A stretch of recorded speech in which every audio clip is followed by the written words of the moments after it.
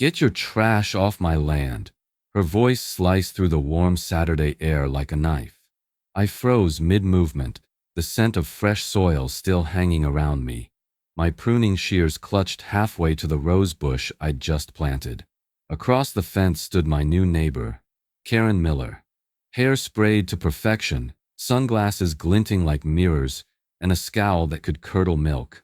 Beside her, arms folded, stood Greg Thompson, the HOA president, his pressed polo shirt tucked into khaki shorts like a man auditioning for authority. They looked like a pair straight out of a suburban nightmare, one shouting, the other silently judging. I had moved into Willow Creek Estates barely 2 months earlier. For me, it was more than a house. It was a dream finally realized after years of saving, long commutes, and renting cramped apartments that never felt like home. I had fallen in love with the maple tree in the front yard, the soft hum of cicadas at night, and the little patch of earth out back where I could finally plant roses. Real roses, not the potted kind that wilt under fluorescent light. That morning, I'd been working on the border near my wooden fence, careful to follow the markers left by the original surveyor. My father had always taught me, measure twice, plant once. I never thought a flower bed could cause chaos. But when I heard the crunch of Karen's heels on the gravel, I knew trouble had arrived. "Excuse me?" I asked, trying to stay calm. "You heard me," she snapped, pointing a manicured finger at the patch of dirt by my fence. "This," she gestured wildly, "isn't your property. You're encroaching on mine." I blinked, unsure whether to laugh or be offended. "I used the survey that came with the house. These roses are well within my boundary." Greg cleared his throat like a principal addressing a naughty student. "Mrs. Carter, the HOA has received complaints that your landscaping extends past the approved setback line. You'll need to remove it immediately." Complaints? I'd only met one neighbor, and she was standing right there glaring at me. "I'm sorry, but I haven't violated anything," I said firmly. "This is my land. I checked." Karen scoffed, tossing her blonde curls over one shoulder. "Oh, please don't play innocent. I know what you're doing. Trying to push your property line, make my yard smaller." Pathetic. Her words hit harder than I expected. I wasn't used to confrontation. My instinct was to de-escalate, to reason. "Karen, I just moved here. I'm not trying to start anything. Maybe we can—" Greg cut me off, his voice flat and bureaucratic. "You can settle this peacefully by removing those plants and restoring the line to compliance. Otherwise, the HOA will issue fines for nonconformity." It wasn't just the words, it was the smugness in his tone that made my blood boil. They weren't asking. They were ordering. I swallowed hard, refusing to let them see me flinch. "I'm not removing anything until I see proof of your claim," I said. Karen leaned forward, lowering her voice into something almost taunting. "Suit yourself. But you'll regret ignoring me." Greg scribbled something on his clipboard, turned, and walked away without another word. Karen followed, her perfume lingering in the air like a threat. I stood there, watching their silhouettes shrink down the street, heart pounding so loud it drowned out the distant hum of a lawnmower. That evening, when I went to grab my mail, a bright yellow envelope caught my eye, taped directly to the mailbox. My stomach twisted as I read the bold print. "Encroachment warning. Immediate action required." The ink bled slightly from the heat, but the message was crystal clear. This wasn't over. Karen leaned in so close I could smell her perfume, sharp, floral, and suffocating. "You'll regret crossing me, Emily," she whispered, her lips curling into a smirk. "I know people who can make things happen." Then she smiled, wide and fake, her pearl necklace gleaming in the sunlight like a trophy she didn't earn. I stood frozen, gripping the handle of my garden trowel so tightly my knuckles turned white. It had only been a week since Greg, the HOA president, posted that warning on my mailbox. I had hoped things would calm down, that maybe Karen had just been having a bad day. But this wasn't about roses anymore. This was about power. In the days that followed, I began noticing something unsettling. Every time I passed the HOA office near the front gate, I'd see Greg and Karen together. Not in casual conversation, but huddled close, whispering like conspirators. Once, as I drove by, I saw Greg hand her a folder. She smiled, patted his arm, and walked away with that same self-satisfied strut that made my stomach twist. It didn't take long for the harassment to start. At first, it was subtle. Trash tossed into my front yard. Then came the HOA notices. A warning about my mailbox color. Another about improper lawn height. Each one printed with Greg's neat, smug signature at the bottom. By the third notice, I stopped believing it was coincidence. One morning, I found a soggy newspaper on my doorstep with a note taped to it. Keep your flowers on your side. No signature, but I didn't need one. The handwriting was neat, feminine, unmistakably Karen's. I started documenting everything, every letter, every petty citation, every interaction. I kept a small notebook by my kitchen counter, jotting down times, dates, even photos when I could. If they wanted to play dirty, I'd build my case one piece at a time. Still, part of me believed that reason might work. Maybe Greg could be convinced to see this was ridiculous. So one afternoon, I knocked on the HOA office door. Greg sat behind a polished oak desk, the walls decorated with Community Excellence Awards. His name printed on most of them. Greg, I began carefully, I think there's been a misunderstanding about the property line. I've reviewed the house documents. The plants are… He didn't even look up from his computer. Mrs. Carter, everything's by the book. Then why do I keep getting citations? Why is Karen's crew dumping things on my yard? He finally looked up, smirking as if he'd been waiting for this moment. You're new here. Sometimes it's better to just cooperate, pay the small fines, and move on. Trust me, that's how things stay peaceful around here. Peaceful. The word rolled off his tongue like an insult. I clenched my jaw. Peaceful for who? The people who follow the rules, or the ones who make them up? Greg chuckled softly and leaned back. Emily, you can make this as easy or as hard as you want. But if you keep fighting the HOA, you'll find this community unwelcoming. That was the moment I realized he wasn't just biased. He was protecting her. I left the office shaking, a mix of anger and disbelief boiling inside me. The sun was setting, casting long shadows across the neighborhood, and for the first time, the place that had once felt like home now felt like a trap. The next morning, a loud rumble shattered the quiet. I rushed outside, heart racing. A construction truck idled beside Karen's driveway, workers unloading wood and concrete. One of them pointed toward my fence. Karen stood there, arms folded, watching me. Just making a few improvements, she said sweetly. But the truth was written all over her smug face. She wasn't building next to my property, she was building on it. I bolted out the door when I heard the engine. The sound was deafening, grinding, and way too close. A backhoe, bright yellow and massive, was clawing into the dirt just inches from my fence. Dust filled the air as clumps of soil splattered against my roses. And there, standing beside it like he owned the place, was Greg Thompson, clipboard in hand, calm as ever, watching the destruction like it was part of some scheduled maintenance.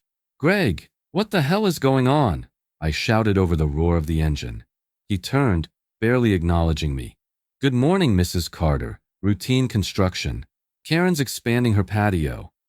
Approved by the HOA. Approved by the HOA? My voice cracked with disbelief. You're digging into my property line. Greg didn't flinch. He just adjusted his sunglasses, flipping through his papers like my words were background noise. The HOA reviewed her plans. Everything's compliant. You might want to step back. It's unsafe for residents to be this close to active equipment. Unsafe. On my own property. I could feel my pulse hammering as I turned to the operator. Stop. You're digging on my land. But he hesitated only long enough for Greg to signal him to keep going. The engine roared back to life. The claw dipped again, ripping up another strip of soil. Karen emerged from her driveway like a queen inspecting her new estate. Don't be dramatic, Emily, she said, sipping her iced coffee. Greg approved it. You can take it up with the board if you've got a problem. My hands trembled, but I wasn't about to let them steamroll me. You can't build here, Karen. I'm warning you. This is my property. She tilted her head with that same mocking smile. Then prove it. That line stuck with me all day. Prove it. I spent the next 2 hours digging through every folder I owned. Title deeds, sale agreements, survey sketches, but they were all the same faded copies the realtor had given me. I needed the original property plat. So I drove to the HOA office, determined to get the paperwork that would shut this down once and for all. The office manager, a woman named Denise, barely looked up from her computer when I walked in. I need a copy of the neighborhood boundary records, I said, forcing calm into my voice. Those are restricted, she said flatly. Restricted? It's my property. HOA policy, she replied. You'll have to file a request. Processing takes 6 to 8 weeks. 6 to 8 weeks. And Karen's patio would be finished by then. I walked out shaking. Every ounce of trust I had in this HOA burned to ash. That night, I sat at my kitchen table, researching homeowner rights and HOA laws until my eyes blurred. And that's when I found it. The first real lifeline. HOAs cannot authorize construction on disputed property, not without both owners' written consent. It was right there in black and white under state housing statutes. I exhaled, a small sense of hope cutting through the anger. They'd broken the rules, but hope didn't last long. Just after 9 p.m., a sharp knock rattled my door. I opened it to find a courier holding a clipboard. Certified mail for Emily Carter, he said. The envelope was thick, the HOA logo stamped across the corner in smug blue ink. I tore it open, my hands cold, and read the headline out loud. Notice of violation. Unauthorized alteration of property lines. They weren't just building on my land. They were accusing me of trespassing on theirs. The HOA says one thing, ma'am, the county clerk told me, sliding a thin file across the counter. But our maps say otherwise. My stomach dropped. The fluorescent lights above hummed softly, but all I could hear was the blood rushing in my ears. Something was very, very wrong. I had driven to the county assessor's office that morning with one purpose, to end this madness once and for all. After a week of sleepless nights and watching Karen's crew tear up more of my soil, I was done relying on the HOA's records. If Greg and Karen wanted to twist the rules, then I'd go straight to the people who wrote them. The office smelled faintly of old paper and toner ink. Behind the counter sat a gray-haired woman named Marlene, who spoke in that polite, practiced tone only government employees seem to master. What's the address? She asked, tapping on her keyboard. I gave it to her, trying to keep my voice steady. She frowned slightly at her screen, then turned the monitor toward me. The digital map displayed 2 adjoining lots, mine and Karen's, but the red line separating them wasn't where I expected. It sat farther into her side. See that? Marlene said quietly. Your property extends 6 feet beyond where your fence is now. Whatever construction's happening there, it's not on her land. 6 feet. My chest tightened. That wasn't a landscaping dispute. That was theft, plain and simple. I need this verified officially, I said. A formal survey. Then you'll want a licensed surveyor, she replied, handing me a card. County approved. These guys are the best. That's how I met Mr. Daniels. A tall, weathered man in his 50s with sunburned skin and the calm patience of someone who's seen every kind of property dispute imaginable. He showed up that afternoon, his truck loaded with measuring equipment, orange flags, and a clipboard thicker than a Bible. We spent hours walking the perimeter of my yard. He placed bright markers at each coordinate, cross-checking them with county data.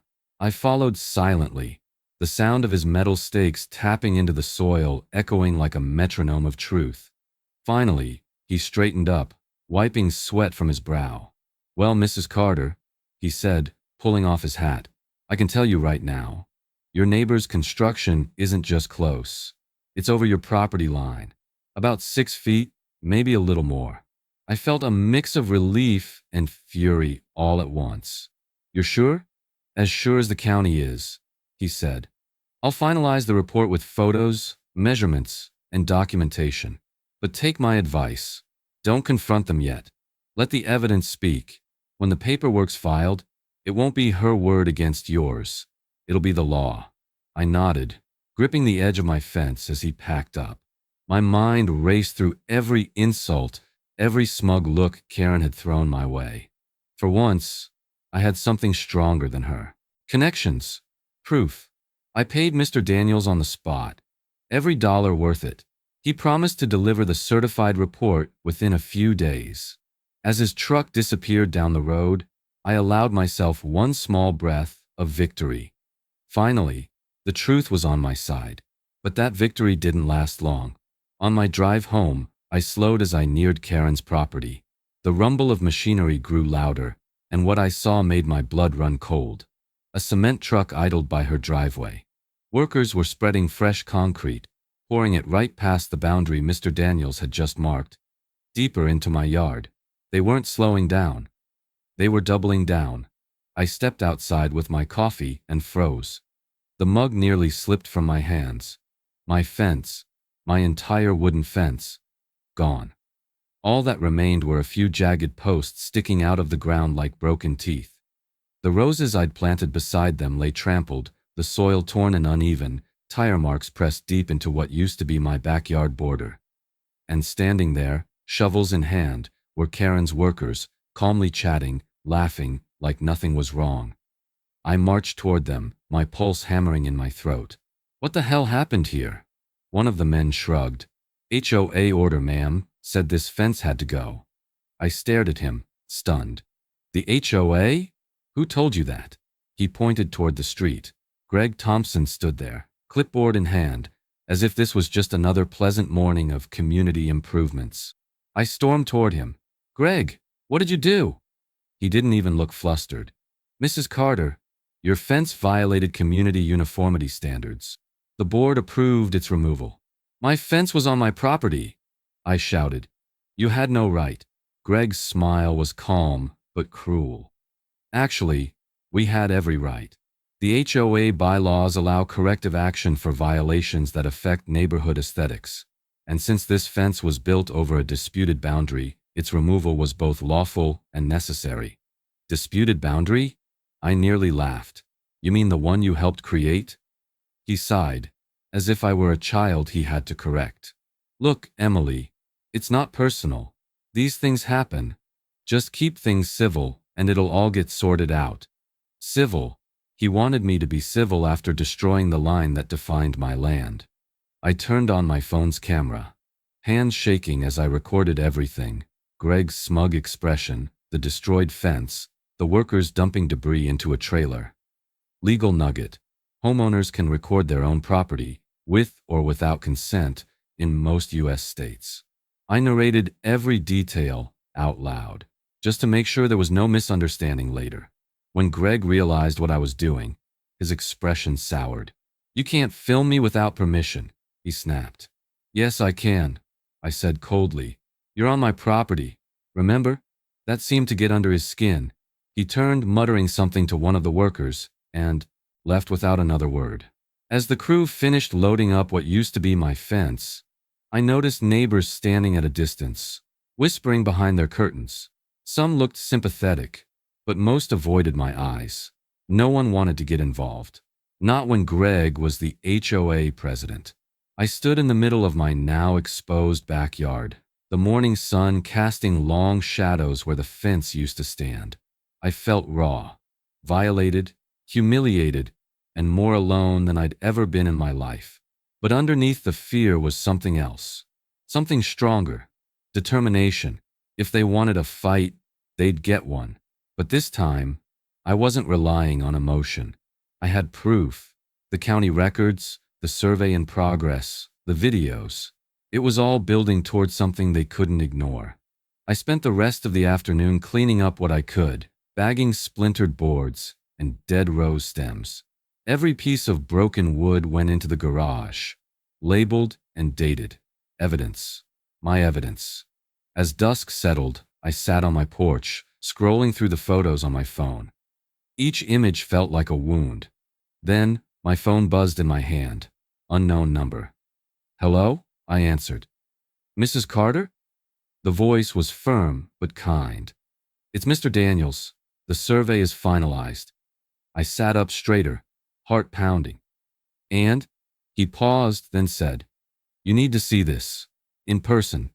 When the county inspector stepped out of his truck, Greg nearly turned red. This is private property, he barked, striding across the street like a soldier ready for battle.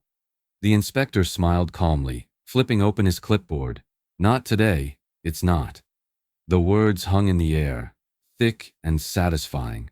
For the first time in weeks, the playing field didn't belong to Greg Thompson or his precious HOA.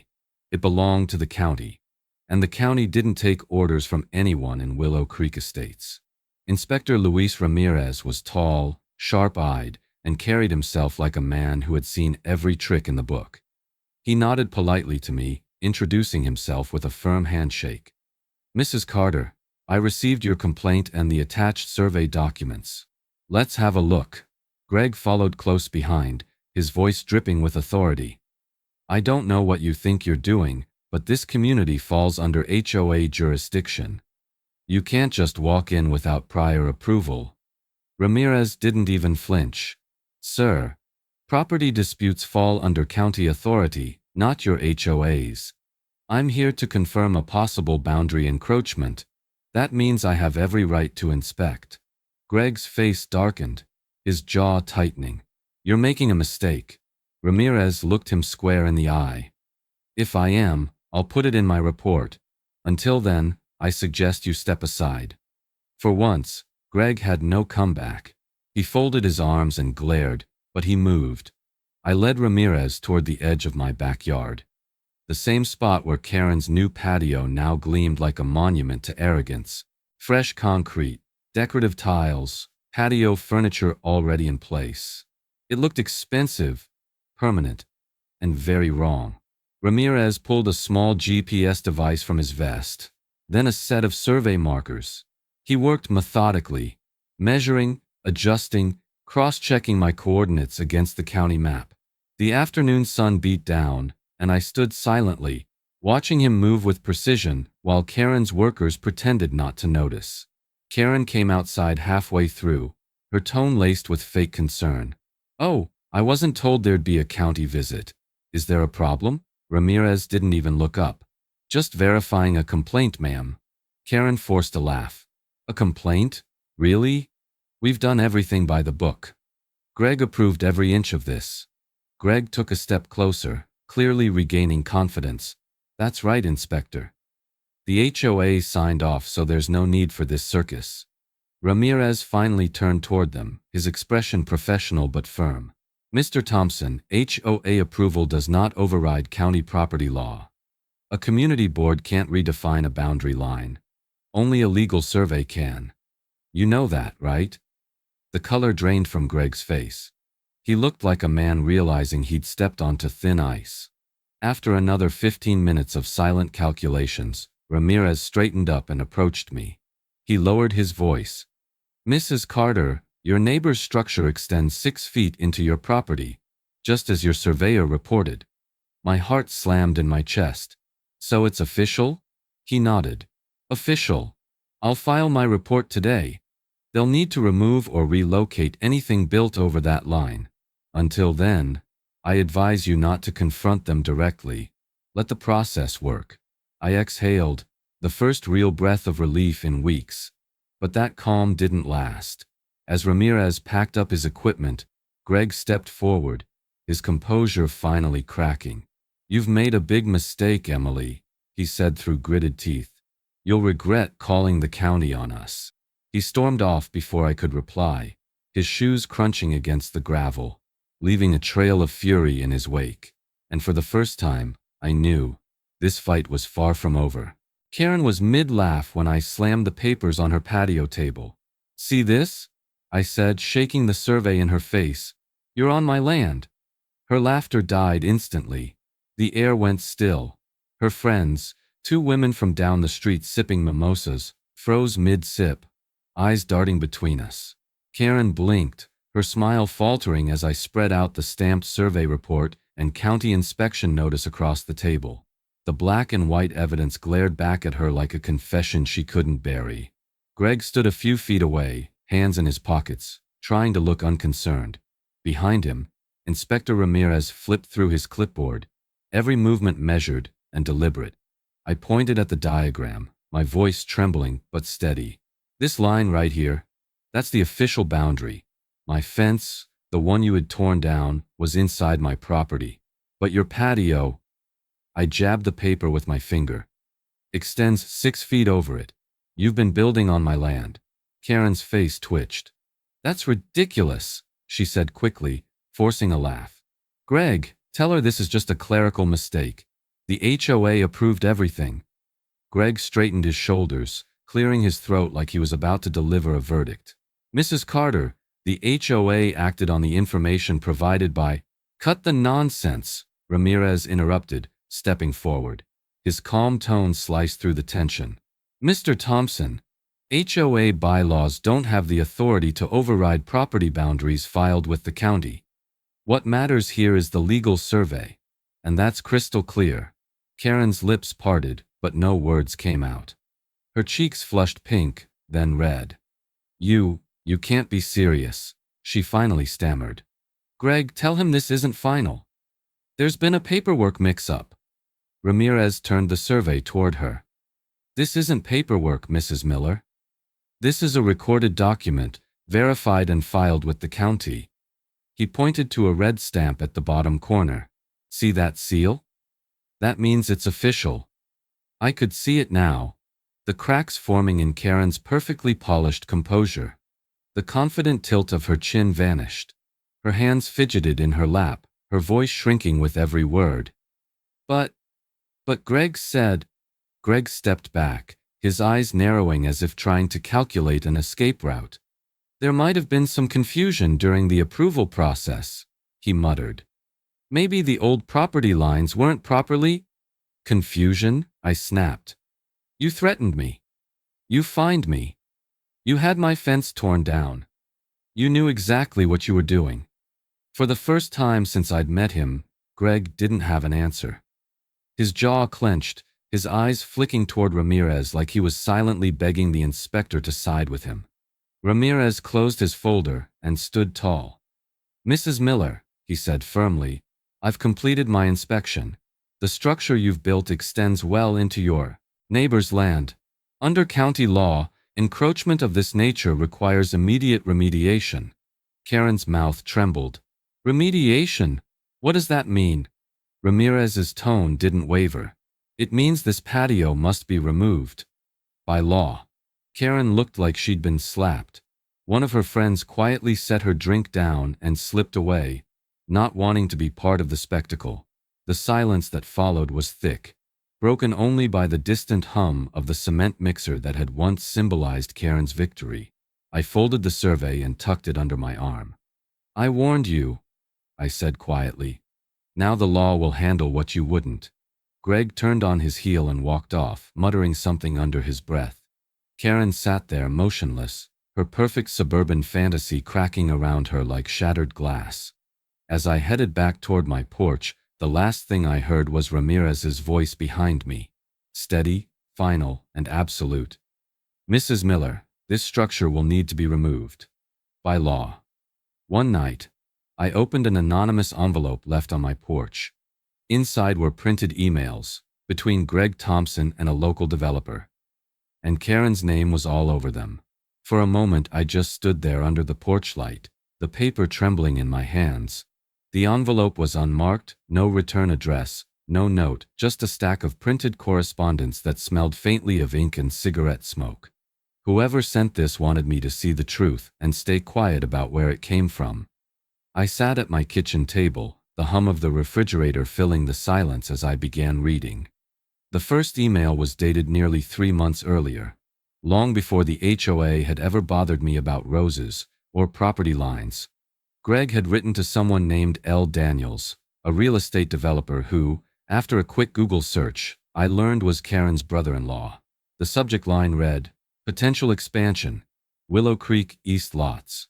My pulse quickened as I scanned the lines. Greg had attached a draft proposal suggesting the adjustment of minor boundary lines between properties in my section of the neighborhood to create consistency for future development. One sentence made my stomach turn. Lot 22, Carter, could easily be consolidated into Lot 23, Miller, for a cleaner aesthetic and greater resale value. Lot 22, that was my home. The next few emails made the picture even clearer. Karen had been CC'd on several threads, replying with approval, even suggesting that Greg fast-track approval once she begins her patio work. They'd planned this from the start. It wasn't about plants or fences or flowers. It was about money. My land, a few feet of it, would boost Karen's property value, which meant more profit for her family's development company and a quiet cut for Greg when it sold. I dropped the pages on the table, my hands trembling with anger. Every humiliation, every fine, every smug look. It had all been part of their plan. I flipped to the last printed page, and there it was. The smoking gun. Once the HOA finalizes this adjustment, the homeowner, Carter, will be in a weak position to contest. Handle her early. GT. Handle her early. I felt sick. I read that line over and over, my anger hardening into resolve. They hadn't just tried to take my property. They'd tried to break me into submission. That's when I knew I couldn't keep this quiet. Legal nugget. HOAs have zero legal authority to sell, rezone, or reassign private property without written consent from the rightful owner. Any attempt to do so is considered fraudulent modification of property rights under U.S. civil law. I spent the rest of that night scanning every document, attaching them to emails addressed to two places: the County Property Commission and a reporter from Channel 7 News, who had once covered a local zoning scandal. I didn't add drama, just facts, the timeline, the survey, and the emails. By morning, I had replies from both. The county thanked me for the documentation and confirmed that an investigation into potential HOA misconduct was being opened. The reporter wanted to schedule an interview. For the first time, I wasn't just defending myself. I was exposing them, but I should have known Greg wouldn't go down quietly. That afternoon, a certified letter appeared in my mailbox. Inside was a single sheet of paper with bold black letters: Notice of Pending Investigation, Unauthorized Disclosure of HOA Records. At the bottom, Greg's signature, and beneath it one final line, handwritten, not printed: You've gone too far this time, Emily. Sit down, Emily, Greg snapped as I entered the crowded room. I didn't, because I brought evidence and a county officer. The HOA clubhouse was packed that evening. Every chair was taken, and a few neighbors stood along the back wall whispering behind folded arms. I could feel the tension before I even crossed the threshold, the kind that buzzes just before a storm hits. At the front table, under the fluorescent lights, sat Greg Thompson, the man who'd spent months turning my life upside down. His smile was forced, his eyes sharp as glass. Beside him were the other board members, their faces pale with unease. And in the front row, Karen sat stiffly in a cream-colored dress, trying to look composed, though her foot tapped nervously under the table.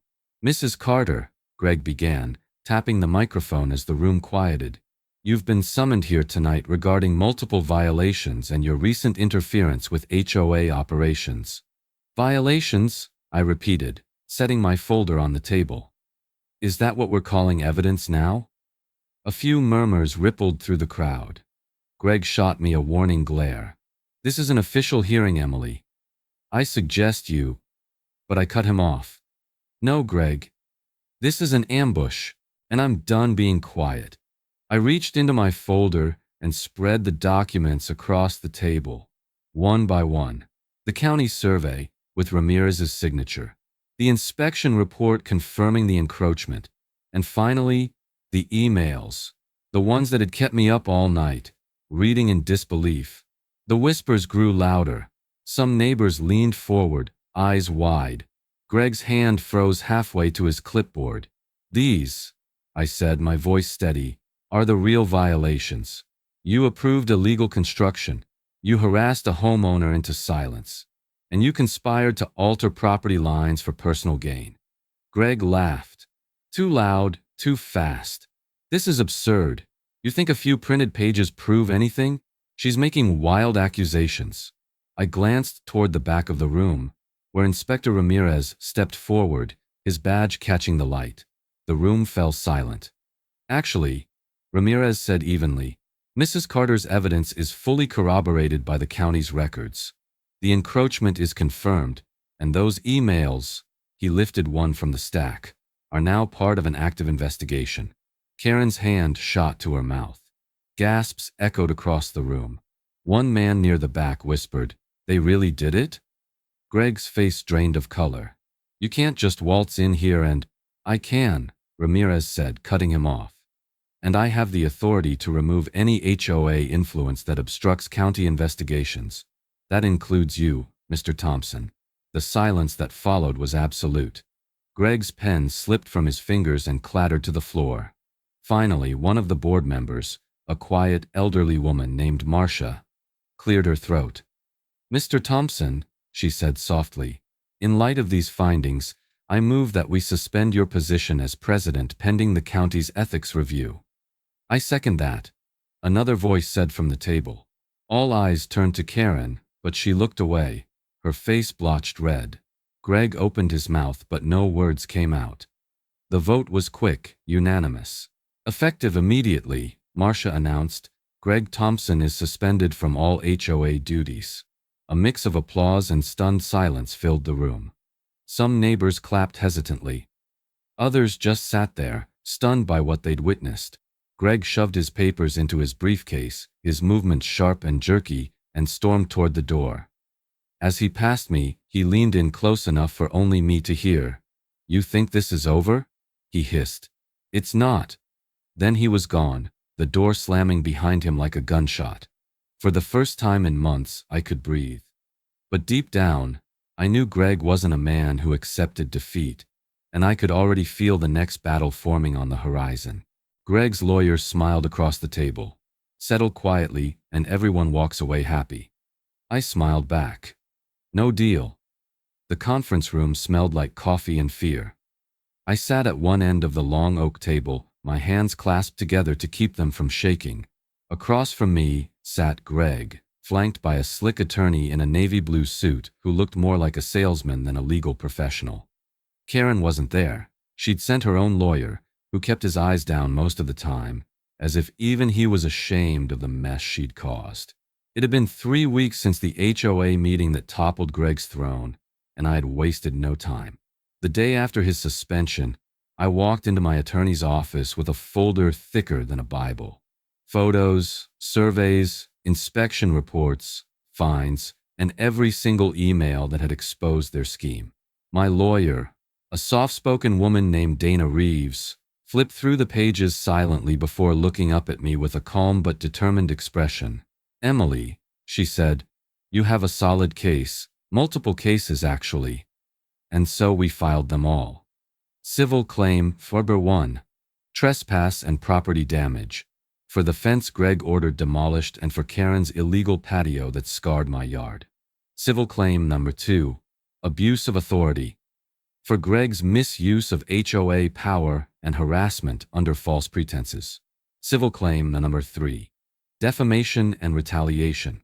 For every notice, rumor, and personal attack they had launched to silence me. When the official filings went out, I almost felt guilty. Almost. But then I remembered the months of humiliation, the sleepless nights, and the morning I found my fence torn apart. No, guilt wasn't the right word. Justice was. Karen received her own notice shortly after, an official order from the county requiring her to dismantle the patio or face penalties. I heard the news from a neighbor, who said she'd been outside crying, begging the construction crew to find a loophole. There wasn't one. Greg, meanwhile, faced his own nightmare. The county's ethics board had opened a formal inquiry into his actions as HOA president, a process that could lead to disqualification, fines, and even criminal referral if fraud was proven. For a man who built his reputation on control, the thought of losing everything must have eaten him alive. Still, he tried one last play. The settlement offer. His lawyer slid a document toward me. filled with legal jargon and false politeness.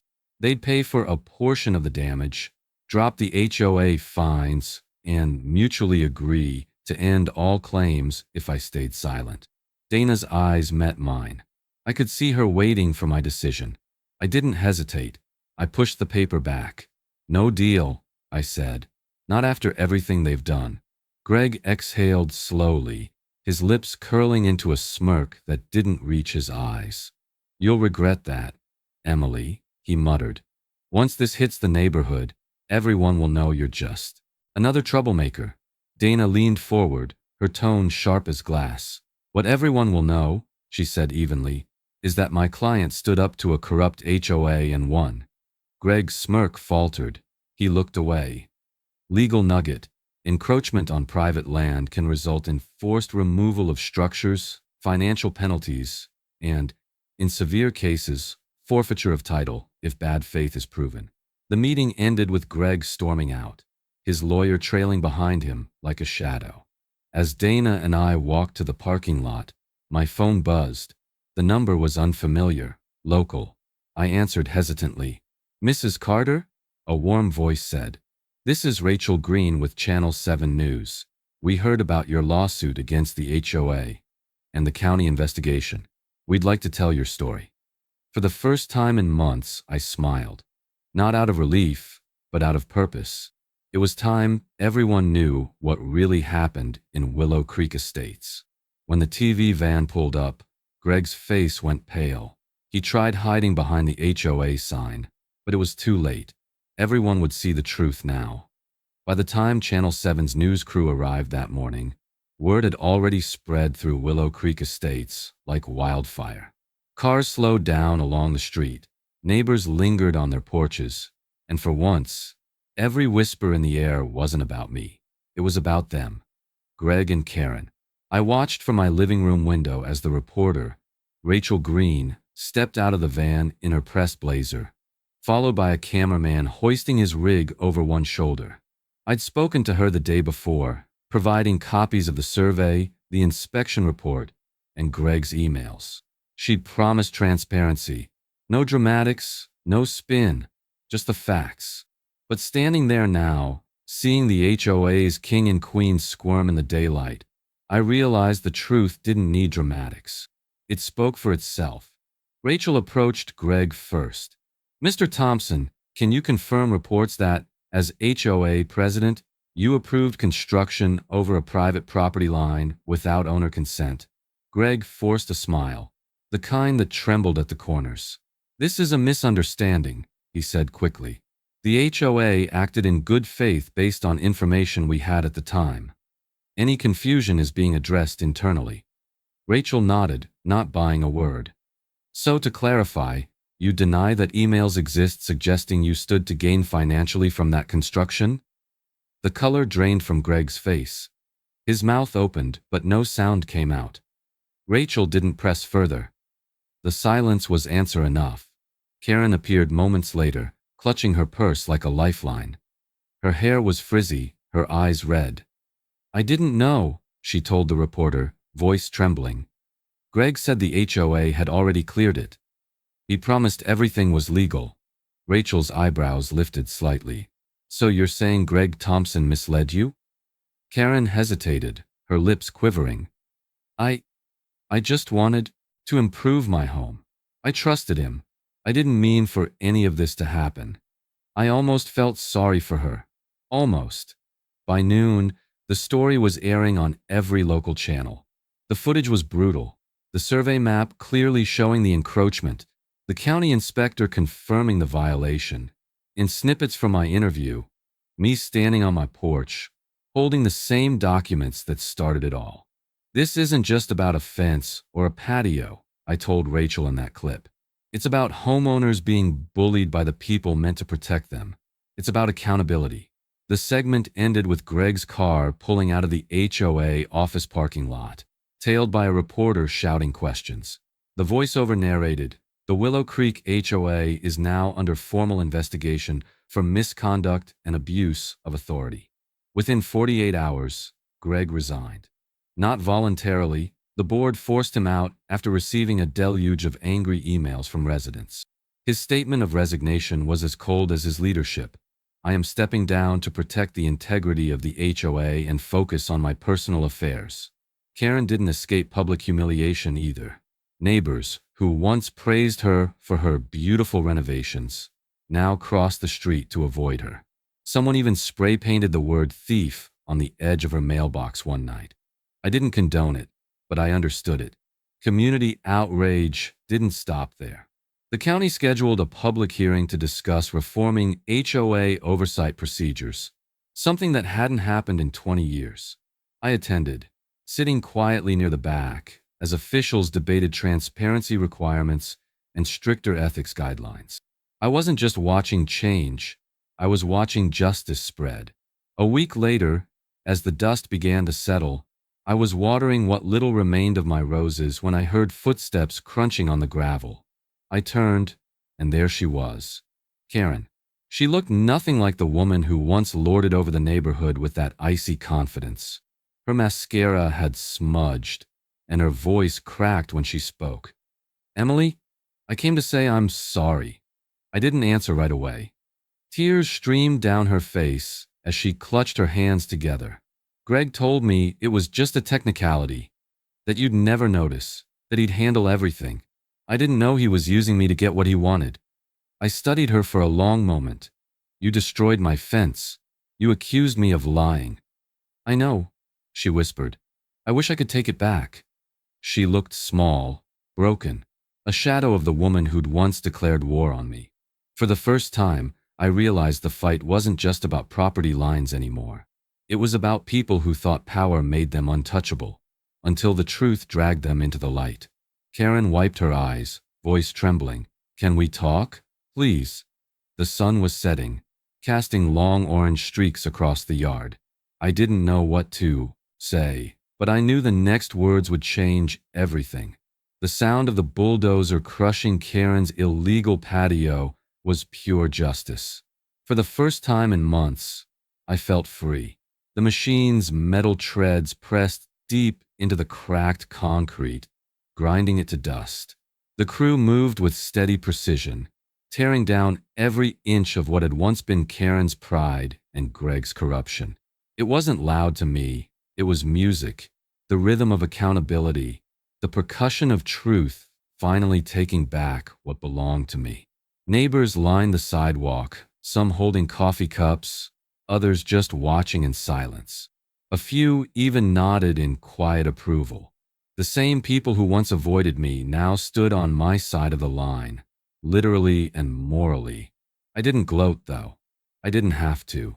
The truth was doing all the talking. Karen stood near the edge of her driveway, wrapped in a cardigan despite the heat. She didn't speak, didn't yell, didn't blame. She just stared at the ground as the patio that had started this entire war was reduced to rubble. For the first time since I'd moved in, she looked human. Fragile, uncertain, and utterly defeated. I walked over slowly, the air thick with the scent of wet cement and diesel. "I never wanted it to come to this," I said quietly. She nodded, her eyes rimmed red. "I know," she whispered. "Greg told me everything would be easy, that it was just a paperwork adjustment. I didn't realize how far he'd gone, or how much it would cost. It cost both of us," I said. When she looked up, there was no venom, no pride, just regret. For the first time, I believed she truly understood the damage she'd helped cause. By the end of that week, the demolition was complete. The county signed off on the restoration, and the boundary markers were reset exactly where they belonged. I replanted my roses by the fence line, not as decoration this time, but as a quiet symbol of everything I'd fought for. A few days later, a letter arrived from the HOA board. They were holding a special election to fill Greg's vacant position, and to my surprise, several neighbors had nominated me. At first, I laughed out loud. The same HOA that had tried to destroy me now wanted me to help rebuild it. But the more I thought about it, the more it made sense. Change only happens when people who've lived through the fire decide to step into the room that started it. So I ran. And I won. The first meeting I chaired felt surreal. The boardroom that once echoed Greg's arrogance now felt lighter, almost hopeful. We voted to rewrite key bylaws. No unilateral fines, no construction approvals without dual homeowner verification, and full transparency on financial records. Every resident would have access to HOA decisions, and every complaint would be reviewed by a neutral committee. For the first time in Willow Creek's history, the HOA wasn't feared, it was trusted. I started hosting small workshops for homeowners, explaining property rights, survey basics, and how to file records with the county. Neighbors who'd once whispered behind curtains now came to me for advice. We even created a homeowner rights resource folder for every new resident. It wasn't just about my land anymore. It was about giving people the power to defend their own. Legal nugget. Always verify county plats before buying or building. Never assume your HOA's word is law. County records are public and binding, and they can save you from financial ruin or fraud. Sometimes, I still think about Greg. The last I heard, he'd moved to another city after losing his professional license for ethical misconduct. I didn't celebrate it. I didn't have to. His downfall wasn't my victory. It was the natural consequence of arrogance meeting accountability.